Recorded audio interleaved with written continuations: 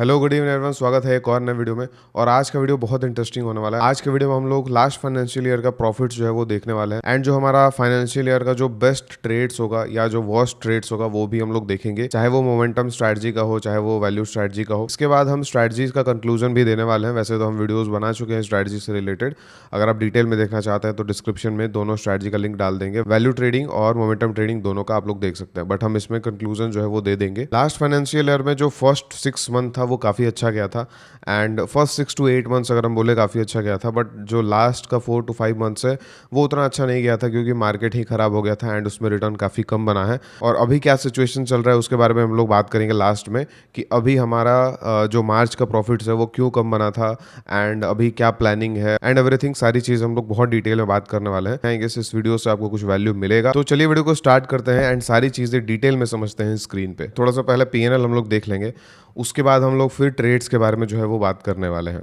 ठीक है। एंड उससे पहले हम लोग स्ट्रैटेजी का कंक्लूजन जो है वो दे देंगे। तो हम लोग पीएनएल जो है वो देखते हैं, थोड़ा सा धीरे धीरे करके हम लोग जो है वो पूरा फाइनेंशियल ईयर का जो है वो देखने वाले हैं। तो सबसे पहले हम लोग अप्रैल से आ जाते हैं। अगर हम अप्रैल 2025 से बात करें तो उस समय जो है वो ईटीएफ ट्रेडिंग हम कर रहे थे, बट थोड़ा सा जैसे उस समय भी मार्केट आपको पता होगा गिरा था मार्केट, तो उस समय भी जैसे अब अभी का सिचुएशन है वो सेम सिचुएशन उस समय भी था। तो वैल्यू ट्रेड्स जो है वो थोड़ा सा ज़्यादा था उस समय, उस टाइम पे भी मेरा, तो उस रीज़न से ज़्यादा प्रॉफिट बुकिंग यहाँ पे नहीं हुआ था।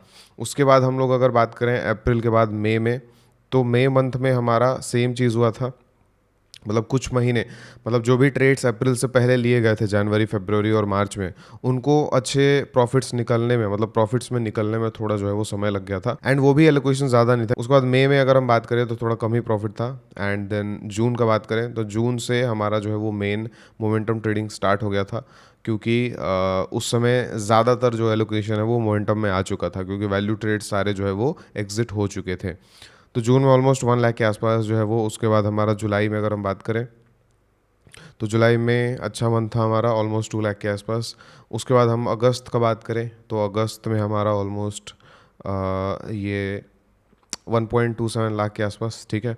एंड उसके बाद अगस्त में जैसे ये जो पीरियड है अगस्त सितंबर वाले पीरियड है, एग्जैक्ट तुमको जाकर देखना पड़ेगा, बट इनका प्रॉफिट ज़्यादातर हम लोगों को सिल्वर हो गया, चाइना का ईटीएफ हो गया, उनसे हमको देखने को मिला है, ठीक है। क्योंकि उस समय इंडियन मार्केट कुछ खास मूव नहीं कर रहा था, बट फिर भी प्रॉफिट्स आपको दिख रहा है, तो वो सिर्फ सिल्वर गोल्ड और चाइना का जो ईटीएफ है उसकी वजह से देखने को मिल रहा है। तो हमारा जून जुलाई अगस्त सितंबर काफ़ी अच्छा था। 2 लाख करके या 1 पॉइंट समथिंग के आसपास जो है वो चारों मंथ में हमको देखने को मिला था। उसके बाद अक्टूबर से हमारा जो है वो थोड़ा सा ख़राब जो है वो स्टार्ट हो गया था, एंड अक्टूबर में थोड़ा सा जो है वो हमारा कम बना था। देन हमारा नवंबर में देखें तो नवंबर में हमारा ऑलमोस्ट 75, एंड देन उसके बाद हमारा दिसंबर में अगर हम देखें तो ऑलमोस्ट 26, और उसके बाद जनवरी में अगर हम लोग देखें तो जनवरी में ऑलमोस्ट हमारा 1 लाख के आसपास। उसके बाद फरवरी में बात करें तो अब जैसे जब से मार्केट फॉल आना स्टार्ट हो गया था तब से हमारा जो पोर्टफोलियो है वो लोकेशन हमारा ज़्यादा थोड़ा सा वैल्यू ट्रेडिंग की तरफ जो है वो जाने लगा था। आप लोगों को शायद पीएनएल जो है वो नहीं दिख रहा है एग्जैक्ट, थोड़ा सा हम छोटा कर लेते हैं, ठीक है। तो अब आई गेस जो है दिख रहा होगा।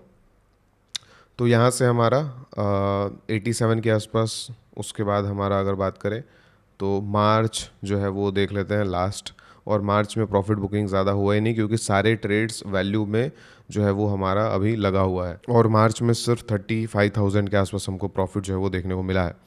इसी तरीके से हमारा एक और अकाउंट है, उसमें भी जो है वो हम लोग देख लेते हैं, एंड कैपिटल एंड एवरीथिंग का हम लोग जो है वो बात करेंगे। जैसे बहुत सारे वीडियोस में हम डिस्कस करते हैं कि इतना प्रॉफिट रहा एंड एवरीथिंग, बट फिर भी लोग लास्ट में कमेंट करते हैं कि कितना कैपिटल यूज है था एंड एवरीथिंग। तो सबसे पहले आपको तो पहले वीडियोस पूरा देखना ज़रूरी है, तो उसमें हम लोग डायरेक्टली सारे जो है वो क्लिक कर लेते हैं। एंड इस फाइनेंशियल में जैसे इस अकाउंट को हम पहले, इस अकाउंट को लेटेस्ट ही हम बनाए थे, दिसंबर में बनाए थे 2025 के, सॉरी 2024 के दिसंबर में बनाए थे, एंड पहला प्रॉफिट बुकिंग मार्च में हुआ था चाइना के ईटीएफ्स में। उसके बाद करंट फाइनेंशियल ईयर में अगर देखेंगे तो इस तरीके से हमारा अप्रैल में कुछ प्रॉफिट नहीं था, फिर मई में 2000, जून में 3700, जुलाई में 1 लाख, उसके बाद अगस्त में 47, फिर 92, फिर उसके बाद 26, 29 एंड 35। अब जनवरी के बाद इन तीनों महीनों में हमारा प्रॉफिट बुकिंग क्यों नहीं हुआ है? क्योंकि इन तीनों महीने में हमारा जो कैपिटल है वो वैल्यू ट्रेडिंग में जो है वो एलोकेशन है, वो हम लोग डिस्कस करेंगे आगे। बट यहाँ पे आप अगर आप मेन चीज़ देखेंगे तो वो है चार्जेस हमारा सिर्फ 4000 का लगा हुआ है। अगर हम यही स्विंग ट्रेड अगर हम लोग स्टॉक्स में करते हैं तो ये हमारा बहुत ज़्यादा चार्जेस जो है वो लग जाता। इस अकाउंट में चार्जेस 23,000 के आसपास लगा है। तो अगर आप ध्यान से देखेंगे तो हमारा चार्जेस ऑलमोस्ट 2% है सिर्फ अपने प्रॉफिट का, कैपिटल का नहीं, प्रॉफिट का 2% है। एंड इस केस में भी अगर आप देखेंगे तो प्रॉफिट का ऑलमोस्ट 2% से कम है, क्योंकि इस अकाउंट में थोड़ा ट्रेड्स जो है वो हम कम लेते थे स्टार्टिंग के दिनों में। तो चार्जेस सबसे इंपॉर्टेंट होता है, ईटीएफ में चार्जेस ना के बराबर लगता है, एंड स्टॉक्स में जो चार्जेस है वो काफ़ी ज़्यादा हमको देखने को मिलता है। तो इस रीज़न से भी ईटीएफ ट्रेडिंग जो है वो ज़्यादा अच्छा हो जाता है। अब हम लोग थोड़ा सा कैलकुलेट कर लेते हैं कि इसको हम लोग अगर कैलकुलेट करें 10.43 ऑलमोस्ट 14 के आसपास जो है वो हमको देखने को मिलता है। अब अगर हम लोग परसेंट कैलकुलेट करें इसमें तो ऑलमोस्ट स्टार्टिंग के पीरियड में थोड़ा कम कैपिटल हम लोग यूज़ करते थे, 15 लाख 18 लाख 20 लाख इस तरीके से, फिर धीरे धीरे इंक्रीज़ कर दिए हम लोग। अगर एवरेज कैपिटल मैक्सिमम कैपिटल का बात करें तो 30 लाख के आसपास हम लोग यूज़ करते थे। एवरेज का अगर हम बात करेंगे तो उससे कम ही आएगा, बट फिर भी हम लोग 30 पे ही कंसिडर करके अगर चलते हैं तो हमारा ऑलमोस्ट 46 समथिंग के आसपास जो है वो देखने को मिल रहा है। अगर हम एवरेज कर देंगे तो ऑलमोस्ट 28 के आसपास जो है वो आ जाएगा, 27-28, तो उसमें हमारा फिर 50 के आसपास जो है वो चला जाएगा। अब ईयर वाइज हम लोगों को अगर ये देखना है कि क्या ये हमारा रिटर्न अच्छा है या बुरा है, उसको कंपेयर करने के लिए हम जैसा बोलते हैं निफ्टी 500 का सिंपल हम लोग चार्ट जो है वो ओपन कर लेते हैं, और निफ्टी 500 से हम लोग कंपेयर करते हैं कि हमारा जो रिटर्न है वो कितना बना है, कब से, अप्रैल 2025 से अगर हम देखें तो सिंपल निकालने का तरीका ये है। 1 अप्रैल से अभी प्राइस ऑलमोस्ट ज़ीरो लेवल पे चल रहा है, मतलब हमारा जो आउट परफॉर्मेंस है मार्केट में वो डिसेंट है, वो काफ़ी अच्छा है।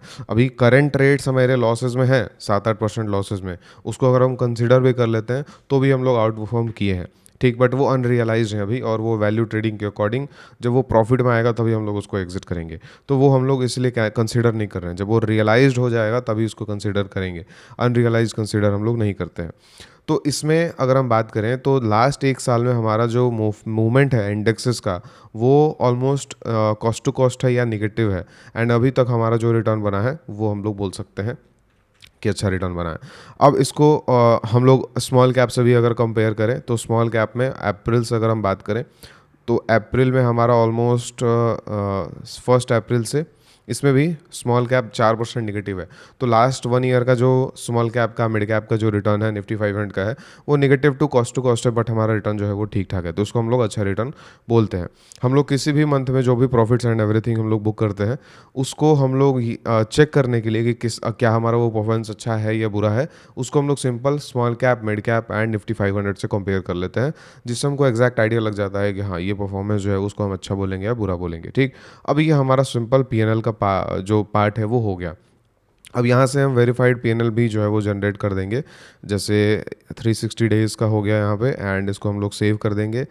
और सेव करने के बाद ये जो लिंक है आप लोग क्लिक करेंगे तो आपको जो है वेरीफाइड पीएनएल जो है वो दिख जाएगा। अब वेरीफाइड पीएनएल कहाँ से कहाँ तक का दिख रहा है, अप्रैल 2 से लेके 28 मार्च 2026 तक, ऑलमोस्ट एक फाइनेंशियल ईयर का है, ठीक है। तो ये जो है वो अपडेट आई गेस हो चुका है, तो ये आप लोग डिस्क्रिप्शन में जो है वो देख सकते हैं। ग्रो में कोई भी अभी मेथड नहीं है ये वेरीफाइड पीएनएल शेयर करने का, अदरवाइज हम शेयर कर देते, ठीक है। तो आप लोग यहाँ पे डिस्क्रिप्शन में इस चीज़ के बारे में देख सकते हैं, और यहाँ पे जो हम लिखे हैं इसको ज़रूर जाके पढ़िएगा, ठीक। तो ये हमारा पीएनएल का बात हो गया। अब जो हम यूट्यूब पे स्ट्रैटेजी समझाए हैं उसका थोड़ा सा कंक्लूजन दे देते हैं। उस स्ट्रैटेजी में हम लोग बेसिकली क्या करते हैं कि जो निफ्टी जो हमारा आरएसआई है, आरएसआई का हम लोग यूज़ करते हैं, एंड आरएसआई में हम लोग जब भी प्राइस आरएसआई 50 के ऊपर जाता है तो हम लोग उसमें लॉन्ग करते हैं, एंड जब भी 50 के ऊपर रहता है तो होल्ड रहता है, एंड 50 के नीचे जाते ही हमारा एग्जिट हो जाता है। ये सिंपल स्ट्रैटेजी है, ये मोमेंटम स्ट्रैटेजी का, मोमेंटम ट्रेडिंग का स्ट्रैटेजी है। एंड वैल्यू स्ट्रैटेजी क्या है, वैल्यू स्ट्रैटेजी ये है कि आरएसआई जब भी 30 के नीचे आता है और वापस से 30 के ऊपर क्रॉस करता है तो फिर हम लोग उसमें लॉन्ग जाते हैं एंड उसको हम लोग 2-3 बार एवरेज करते हैं अगर वो प्राइस वापस से 30 के नीचे आता है तो।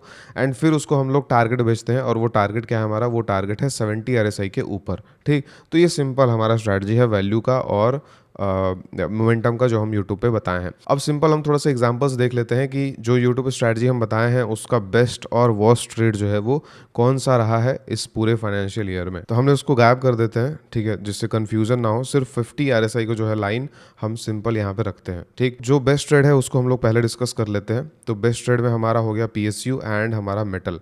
तो बेस्ट ट्रेड में अगर हम बात करें तो 2025 से अगर हम लोग देखेंगे तो प्राइस 50 के ऊपर बहुत बार गया है। अगर हम देखेंगे तो बहुत बार प्राइस जो है वो 50 के ऊपर गया है, यहाँ पे गया, फिर उसके बाद हमारा थोड़ा बहुत जो है वहाँ पे बुकिंग हुआ होगा, फिर प्राइस यहाँ पे 50 के ऊपर गया, फिर ये हमारा पूरा कैप्चर हुआ ट्रेंड। ठीक है, उसके बाद ये जो है वो छोटे छोटे ट्रेड्स हैं, हम बेस्ट ट्रेड का बात कर रहे हैं।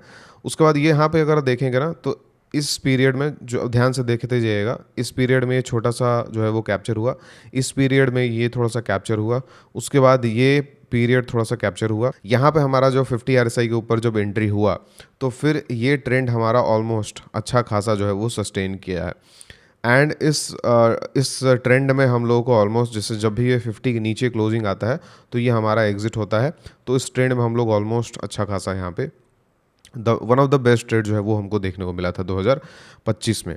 उसके बाद हमारा ये भी जो ट्रेड है वो थोड़ा सा डिसेंट के क्राइटेरिया में जाएगा कि वापस से जब यहाँ पे एंट्री आया था, और आई गेस नहीं, इसमें ज़्यादा प्रॉफिट हमको देखने को नहीं मिला था।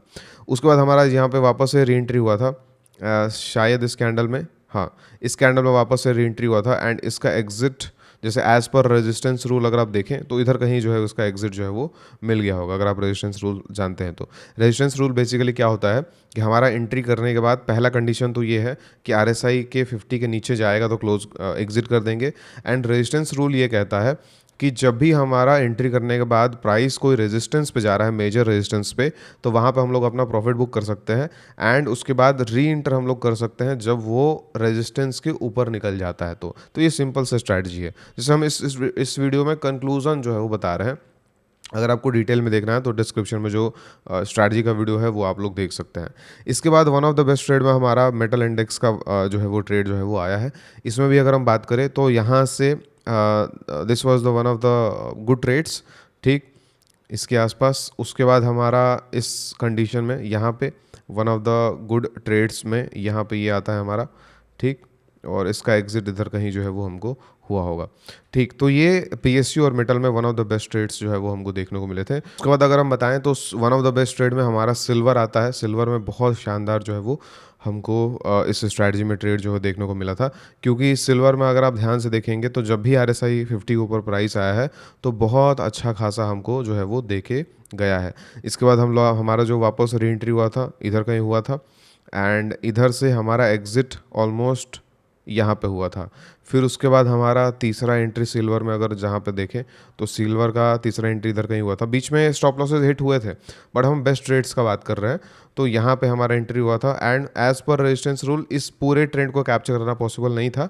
तो एज पर रेजिस्टेंस रूल आप कहीं ना कहीं एग्जिट कर जाते हैं। ठीक, इस मतलब ना ही आप ये पूरा ट्रेंड कैप्चर कर पाते एंड ना ही आप इस फॉल में फंसते, क्योंकि आपका एग्जिट इधर कहीं हो गया रहा था। अब कितना पे होता वो हम नहीं बता सकते, क्योंकि इसमें हमारा भी कैप्चर कुछ ज़्यादा नहीं हुआ था, भले ही ये कितना भी भागा हो। तो ये one of the best trade जो है वो हमारा था। सिल्वर हो गया, उसके बाद हैंगसेंग हो गया। हैंगसेंग में भी one of the best trade था, उसमें हम थोड़ा सा देख लेते हैं। तो हमारा हैंगसेंग में यहाँ पे जब एंट्री आया था RSI 50 के ऊपर तो इसका एग्जिट हमको ऑलमोस्ट यहाँ पे देखने को मिला था। तो ये भी one of the best trade था 2025 का। उसके बाद यहाँ पे भी हमको अगर देखें तो एंट्री यहाँ पे हमको देखने को मिला था एंड इधर कहीं जो है वो एग्जिट मिला था। तो हैंगसेंग है, सिल्वर है, PSU है, मेटल है और हमारा गोल्ड है। इसमें भी हमारा one of the best trade देखने को मिला था फॉर 2025। तो बात यह है कि अगर कोई भी स्ट्रैटेजी हम लोग फॉलो करते हैं ना तो ऐसा नहीं होता है कि स्ट्रैटेजी जो है वो वर्क नहीं करता। आप लोग खुद यहाँ पे देख सकते हैं कि जब ये चल रहा है तो बहुत अच्छा प्रॉफिट देता है, बट इस बीच में स्टॉप लॉसेस भी बहुत जाते हैं। ठीक, बट वो हमारा पार्ट नहीं है। हमारा जैसे इस स्ट्रैटेजी का इंडिकेटर एंड एवरीथिंग हम पहले शेयर कर चुके हैं। तो इसमें हमको साफ साफ ये दिखता है, अगर हम लोग कोई इंडेक्स पे लगाते हैं तो हमको साफ साफ दिखता है कि हमारा विन रेट 43% ही है। मतलब आउट ऑफ 200 ट्रेड्स हमारा 80 ट्रेड्स ही सिर्फ सही होंगे, 120 ट्रेड्स गलत होंगे। तो ये हमको पहले से पता है। तो जब ये चीज़ लाइव मार्केट में होता है तो ये चीज़ हम लोग हैंडल नहीं कर पाते हैं, ठीक। एंड हम लोग स्ट्रैटेजी छोड़ देते हैं एंड एवरीथिंग, ये सारी चीज़ें होती हैं।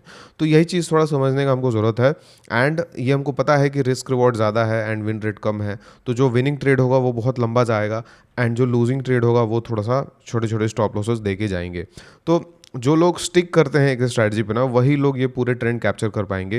एंड जो हम one of the best trades का बात कर रहे हैं वो लोग कैप्चर कर पाएंगे। क्योंकि जो लैक ऑफ कॉन्फिडेंस रहता है ट्रेड्स करने में, लैक ऑफ कॉन्फिडेंस क्यों रहता है, वो रहता है बैक टेस्टिंग नहीं करने की वजह से। तो जो पर्सन प्रॉपर बैक टेस्टिंग किया है, उसको कॉन्फिडेंस आ गया है और वो स्टिक रहा है स्ट्रैटेजी पे, तो वो जो भी one of the best trades हम लोग डिस्कस किए हैं वो सारी चीज़ें कैप्चर किया होगा, ठीक। बट इसमें से अगर कोई भी स्टेप अगर आप फॉलो नहीं किए होंगे तो फिर ये कैप्चर आपका नहीं हुआ होगा बिल्कुल भी। अब हम लोग ये मोमेंटम का बात करिए। अब वैल्यू में one of the best trades का अगर हम बात करें तो वैल्यू में हमारा अच्छा ट्रेड्स में यहाँ पे एक ट्रेड हमको देखने को मिला था वैल्यू में, ठीक ठीक ठाक ट्रेड था, वन ऑफ द बेस्ट नहीं था बट ठीक ठाक था। उसके बाद जो अप्रैल में फॉल आया था 2025 का, इस फॉल में हमारा सारे जो है वो वैल्यू ट्रेड्स ही थे। तो ये one of the best trade था। बट उस समय हम ये स्ट्रैटेजी आप लोगों को बताए नहीं थे, तो शायद हम ये बोल सकते हैं कि हाँ आप लोग उस समय इस चीज़ का अवेयर जो है वो आपको नहीं होगा। But this was also one of the best trades, ठीक है। अब वैल्यू में हमारा जो आरएसआई का सेटिंग होता है वो क्या होता है, हमारा आरएसआई का सेटिंग बीच वाला गायब हो जाता है एंड ऊपर और नीचे वाला जो है वो आ जाता है, ठीक। इसको हम लोग डार्क कर लेते हैं, एक लाइन से मार्क कर देते हैं एंड इसको हम लोग 70 कर देते हैं एंड इसको हम लोग 30 कर देते हैं। तो ये हमारा RSI 30 और 70 के जो है वो मार्क आ गया। अब अप्रैल में one of the best trades सारे इंडिसेस में आए थे वैल्यू के रिलेटेड अगर हम बताएं तो। उसके पहले मतलब इधर से जहाँ भी एंट्री आया होगा वो आप लोग मतलब हम पहले बताए ही हैं, फिर से बता देते हैं। पहला ट्रेड हमारा जैसे RSI 30 के नीचे आया प्राइस एंड फिर ऊपर गया, तो पहला ट्रेड हमारा यहाँ पे एंट्री हुआ। फिर हमारा दूसरा एवरेजिंग का हुआ, वापस से प्राइस नीचे आया 30 के और वापस से ऊपर आया, फिर से हमारा दूसरा ट्रेड यहाँ एंट्री हुआ। तीसरा ट्रेड हमारा बात करें तो वापस से नीचे आया प्राइस और यहाँ से हमारा तीसरा एंट्री हुआ।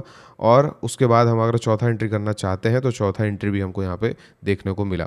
अब हमारा एग्जिट कब हुआ, एग्जिट हुआ 70 RSI के आसपास या 70 RSI के ऊपर, तो हमारा एग्जिट यहाँ पे देखने को मिला।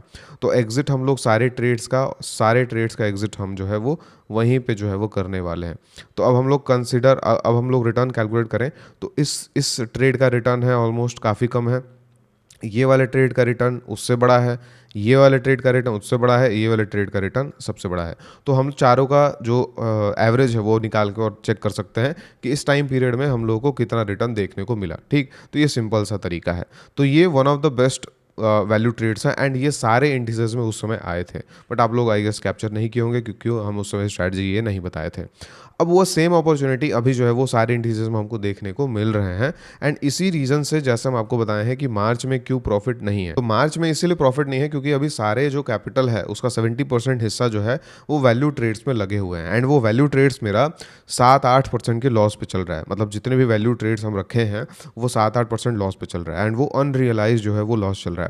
मतलब अगर हम कैपिटल पे अगर बात करें तो ऑलमोस्ट 7-8% आप कैलकुलेट कर लीजिए, 2-2.5 लाख का लॉस जो है वो चल रहा है आराम से, ठीक। उसको अगर हम बुक कर देते हैं तो ये जो प्रॉफिट है वो 14 लाख से 12-11 लाख पे आ जाता। बट वो बुक करने वाला चीज़ नहीं है, वो प्रॉफिट में ही बुक होगा क्योंकि वो सेम स्ट्रैटेजी अप्रैल में भी 2025 में हम किए थे एंड उसका बुकिंग फिर हमारा लास्ट में देखने को मिला था। बस डिफरेंस यही था कि उस समय एलोकेशन मेरा बहुत कम था, इस समय एलोकेशन जो है वो अच्छा खासा है, ठीक। तो इस रीज़न से मार्च में प्रॉफिट नहीं है एंड आगे हो सकता है जैसे हम हर मंथ प्रॉफिट जो है वो डालते हैं, हो सकता है कि आगे 1-2 मंथ हमारा प्रॉफिट बुकिंग हो भी सकता है, नहीं भी हो सकता है। तो अब हम कोशिश करेंगे जो प्रॉफिट एंड लॉस वाला वीडियोस है वो क्वार्टरली या 6 मंथ में हम पोस्ट करने की कोशिश करेंगे, ठीक है। क्योंकि अभी वैल्यू ट्रेड्स हैं, सारे बुक हो जाएंगे उसके बाद ही उसको देखने में मज़ा आएगा, अदरवाइज फिर उसमें देखने में उसको PNL देखने में मज़ा नहीं आएगा, राइट। तो इस रीज़न से क्वार्टरली और 6 मंथ पे हम कोशिश करेंगे वीडियो पोस्ट करने का PNL का, राइट। तो ये हमारा सिंपल सा one of the best value trades थे अप्रैल में। उसके बाद अगर कोई बात करे तो अप्रैल के बाद हमको वैल्यू ट्रेड्स में सिर्फ 1-2 अपॉर्चुनिटीज़ ही हमको हमको मिले थे। जैसे निफ्टी एनर्जी में अगर बात करें तो एनर्जी में हमको एक अपॉर्चुनिटी मिलता छोटा सा। उसके बाद हमारा मिड कैप में भी, मतलब ये जो जनवरी का फॉल था ना, जनवरी का फॉल सारे इंडिसेस में आए थे, वो एक अपॉर्चुनिटी था जिसमें हमको छोटा मोटा वैल्यू ट्रेड जो है वो देखने को मिला था। तो April one of the best था फॉर वैल्यू ट्रेड्स। उसके बाद जो जनवरी 2026 वाला ट्रेड था वो वैल्यू के लिए बढ़िया था। अब वॉश ट्रेड्स का अगर हम बात करें तो वॉश ट्रेड्स में क्या है कि जो स्मॉल कैप है हमारा या जो मिड कैप है, वॉश ट्रेड में क्या होता है ना कि वॉश ट्रेड लोग उसको बोलते हैं जिसमें सबसे बड़ा लॉस हमको हुआ हो। बट है क्या इस स्ट्रैटेजी में कि हमारा वॉश ट्रेड में वैल्यू का बात करें तो अभी करेंटली चल रहा है, ठीक है, करेंटली हम लोग जो भी ट्रेड्स ले रहे हैं वो 7-8% लॉस पे चल रहा है, वो वैल्यू का वॉश ट्रेड है। बट हम मोमेंटम का बात करें तो मोमेंटम में वॉश ट्रेड कुछ है होता ही नहीं है, क्योंकि वॉश ट्रेड किसको बोलते हैं जिसमें बड़ा लॉस हो, बट इसमें बड़ा लॉस तो हमको होता नहीं है, इसमें हमको स्टॉप लॉस लेना पड़ता है। तो जैसे स्मॉल कैप का अगर हम बात करें तो स्मॉल कैप थोड़ा सा जो है वो प्रॉब्लमेटिक रहा है 2025 में, क्योंकि 2025 में इस रैली के बाद, मतलब इस रैली में जो हमको मोमेंटम जो है वो दिया था, उसके बाद जब जब भी RSI 50 के ऊपर गया है तो हमको प्रॉफिट देखने को नहीं मिला है। यहाँ पे 50 के ऊपर गया, वापस से कॉस्ट टू कॉस्ट एग्जिट हो गया, इधर 50 के ऊपर गया, हमको वापस से कॉस्ट टू कॉस्ट एग्जिट करा दिया, ठीक। फिर उसके बाद यहाँ पे 50 के ऊपर गया, फिर एग्जिट करा दिया, फिर उसके बाद यहाँ पे एंट्री कराया, फिर एग्जिट करा दिया। तो स्मॉल कैप मिड कैप में अगर हम बात करें ना, तो जो ये मोमेंटम वाला स्ट्रैटेजी है वो इस साल बड़ा लॉस तो नहीं दिया, बट स्टॉप लॉस से जो है वो फ्रीक्वेंटली दिया है। तो ये one of the worst trade बोल सकते हैं आप, बट बड़ा लॉस नहीं है तो one of the worst trade क्या ही बोले, ये नॉर्मल से स्टॉप लॉसेज हैं हमारा, ठीक। तो ये हमारा सिंपल है। और वैल्यू में वर्स्ट ट्रेड जो है वो अभी करेंटली हमारा चल रहा है। क्या है ना कि अभी मार्केट में अपॉर्चुनिटी जो है वो हाईएस्ट, जो 2021 का अक्टूबर से जो फॉल आया था वो देखा है, और कोविड का फॉल आया था वो देखा है। तो जो अपॉर्चुनिटी बना था कोविड के बाद और 21 के फॉल के बाद, वो सेम अपॉर्चुनिटी हमको अभी देखने को मिल रहा है। एंड इस अपॉर्चुनिटी को हम लोग बहुत ज़्यादा एडवांटेज उठा सकते हैं। जो लोग ये रैली और जो लोग ये रैली मिस किए हैं वो नेक्स्ट रैली में बहुत ज़्यादा एडवांटेज उठा सकते हैं विथ प्रॉपर सिस्टम। मतलब ऐसे नहीं कि हम लोग होल्ड करके बैठे हैं, हो सकता है आपका जो होल्डिंग है वो चले ही ना, पॉसिबल है। तो इस रीज़न से हम लोग को एक स्ट्रैटेजी फॉलो करना चाहिए, एक सिस्टम फॉलो करना चाहिए जिसमें जो चीज़ भाग रहा है उसी को कैप्चर करें, ठीक। जो नहीं भाग रहा है उसके पीछे हम नहीं भागे। ऐसे सिस्टम्स को फॉलो करना है तो आप लोग कम्युनिटी भी ज्वाइन कर सकते हैं। एंड उसका उसका जो डिटेल्स है वो डिस्क्रिप्शन में, वो फर्स्ट लिंक है उस पर आपको मिल जाएगा। उस पर ये वीडियो पे क्लिक करेंगे तो आपको सारी चीज़ें समझ में आ जाएंगी कि आपको क्या क्या चीज़ें देखने को मिलते हैं, सीखने को मिलते हैं। वेलकम। अभी जो यूट्यूब पे स्ट्रैटेजी हम आपको बताए हैं कंक्लूजन में, इससे बेस्ट, मतलब ये गुड स्ट्रैटेजी है, बट हम बेस्ट स्ट्रैटेजी जो है वो कम्युनिटी में बताते हैं फॉर ETF ट्रेडिंग, मोमेंटम के लिए भी और वैल्यू के लिए भी। इसके साथ हम लोग sector rotation, multi beggars, value investing, long term के लिए, शॉर्ट टर्म के लिए, ETF का पोर्टफोलियो बनाना एंड एवरीथिंग, मतलब सारी चीज़ें इक्विटी में जो जो चीज़ें सक्सेसफुली काम करती हैं वो सारी चीज़ें इस प्रॉपर कोर्स में जो है हम लोग सीखने वाले हैं। कोर्स का हमारा थीम ऐसा रहता है कि आप लोग जब इनरोल करते हैं तो इनरोल करने के बाद आप लोगों को वीडियोज़ मिलते हैं, सारे वीडियोज़ कंप्लीट कीजिएगा, धीरे धीरे सारे मॉड्यूल्स कंप्लीट कीजिएगा। फिर लाइव क्लासेस हमारे होते हैं वीकेंड्स में, महीने में 2 लाइव क्लासेस होते हैं, 1 साल तक हमारा लाइव क्लासेस जो है वो चलता है।